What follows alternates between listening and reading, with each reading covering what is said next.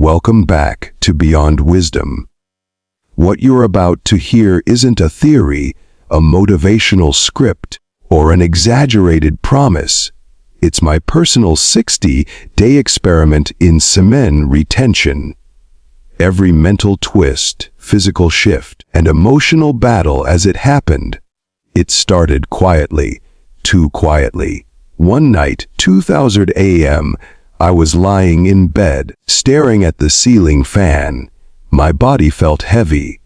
My mind, foggy. I wasn't depressed exactly, but I was tired in a way that sleep couldn't seem to fix. And in that moment of late night scrolling, I stumbled across a challenge. 60 days of semen retention. Watch your life change. They claimed it would unlock hidden energy, sharpen focus, deepen confidence. My first reaction, please, but there was something in me, a small, almost irritating whisper. What if they're right? It wasn't a decision I announced to anyone. I didn't want hype or outside pressure.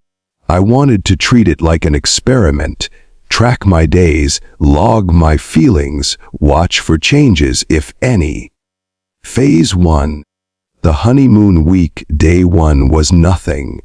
Just a normal day with a secret I was keeping from the world. Day 2. Still normal. Maybe too normal. I even wondered if this whole thing would be pointless. But by day 4, I started hearing it. That internal voice. That just this once.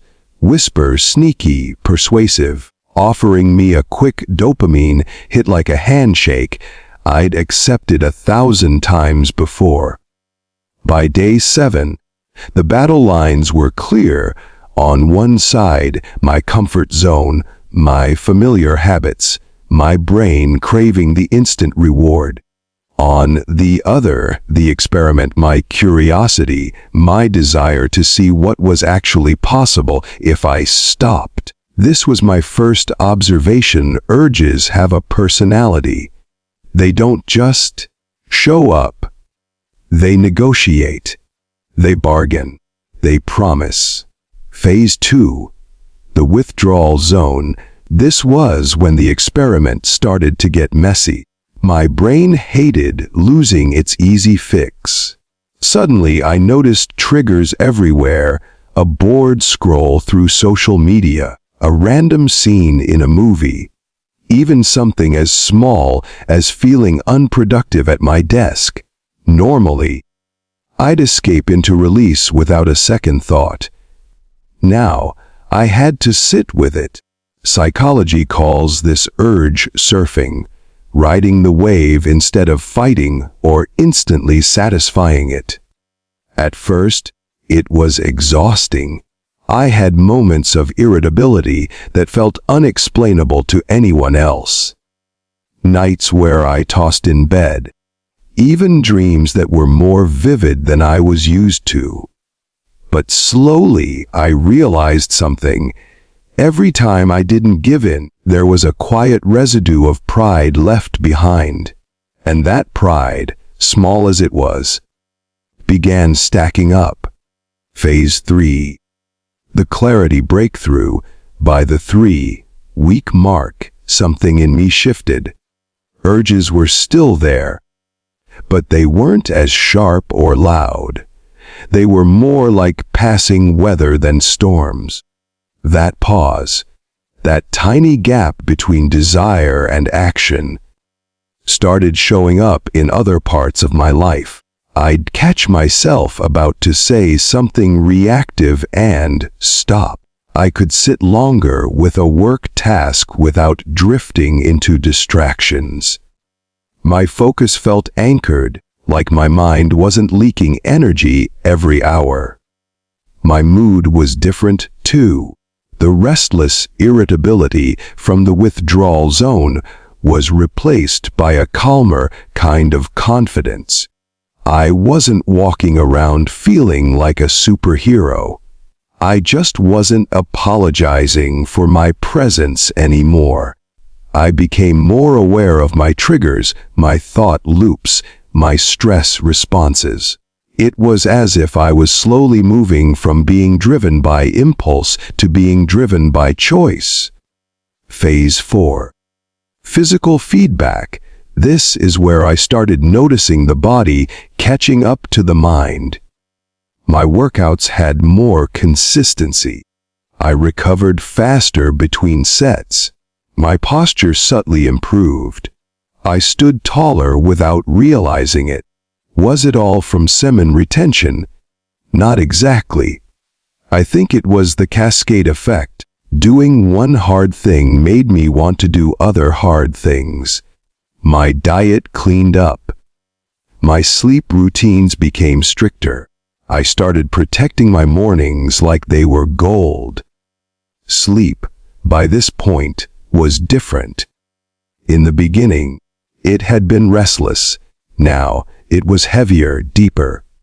I woke up feeling more refreshed. Part of this, psychology says, comes from lowering internal stress. The kind you don't even realize you're carrying when you're stuck in a guilt-releasey guilt cycle. Phase 5, the final stretch. Here's the thing about the final days, they weren't triumphant. They were steady. By now, the idea of giving in felt less tempting than it did back in week 2. My urges hadn't vanished, but they'd lost their authority over me. Desire was just that, a feeling, not a command. And the strangest part, I realized the experiment wasn't about semen retention anymore. That was just the entry point. The real experiment had been about control over my impulses, my attention, my energy. The science and the story. Science doesn't confirm extreme claims like high testosterone, or superhuman energy, just from retention. The hormonal shifts are usually minimal, but psychology explains a lot. Removing a source of instant dopamine changes the brain's reward system. Believing something will make you stronger can create a self-fulfilling placebo effect. And that's not fake. The discipline built from saying no repeatedly bleeds into every other area of life. What I can confirm is this: the physical, mental, and emotional changes felt real, and they were worth documenting. What I learned in 60 days: urges are normal, but they don't have to control you. Discipline compounds. Win in one area, and other areas of life rise with it. Energy is as much mental as it is physical. Control is about awareness, not suppression. This experiment taught me that the biggest gain wasn't more energy, better workouts, or deeper sleep. It was the shift from living at the mercy of my impulses to living from a place of intentional choice. When you realize you can override the automatic, you start to see how many other parts of your life you can rewrite.